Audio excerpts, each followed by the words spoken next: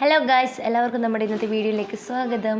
ഇന്ന് നമ്മൾ ചെയ്യാൻ പോകുന്നത് മാത്സിലെ NMMSൻ്റെ ഒരു ക്വസ്റ്റ്യനാണ്. അപ്പം നമുക്കതെങ്ങനെ സോൾവ് ചെയ്യാൻ നോക്കാം.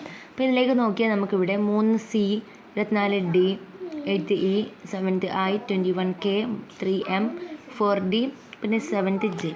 ബട്ട് ഈ ക്വസ്റ്റ്യൻ മാർക്ക് ഇട്ടെടുത്ത് ഏതാണെന്ന് നമുക്ക് അറിയില്ല.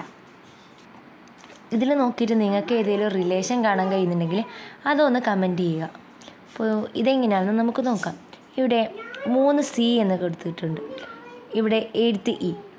ശരിക്കും പറഞ്ഞാൽ ഈ ഒരു നമ്പർ കൊണ്ട് മൾട്ടിപ്ലൈ ചെയ്യാണ് ഇവിടെ ചെയ്യുന്നത്. ഇങ്ങനെ മൾട്ടിപ്ലൈ ചെയ്യുക. അപ്പോൾ 3 × 8 എത്രയാണ്? 24. അങ്ങനെയാണ് ഇവിടെ കിട്ടുന്നത്. നമുക്ക് ഈ ഒരു Cയും Dയും Eയും ഒക്കെ ഒന്ന് വിടുക. അപ്പം അതുപോലെ അടിയിൽ നോക്കാം, ഈ 3നെ 7 കൊണ്ട് മൾട്ടിപ്ലൈ ചെയ്യണം. അപ്പോൾ 21. അപ്പോൾ 7നെ 4 കൊണ്ട് മൾട്ടിപ്ലൈ ചെയ്ത് നോക്കാം. 7 × 4 എത്രയാണ്? 4, 28. അപ്പോൾ ഇവിടെ 28 വരിക. അപ്പോൾ ഇനി നമുക്ക് ഈ ഒരു ABCD ഒരു ലെറ്റേഴ്സ് ഏതാണെന്ന് നോക്കാം. ഇവിടെ ശരിക്കും നോക്കിയാൽ CDE ഇത് ഓർഡറിലാണ് വരുന്നത്. ABCDE. അപ്പോൾ ഇത് ഓർഡറായിട്ട് വരുന്നത്. അടിയത്തെ നോക്കൂ, IKM. നിങ്ങൾ ശരിക്കും നോക്കിയാൽ ഇവിടെ നമുക്കൊരു റിലേഷൻ കാണാം.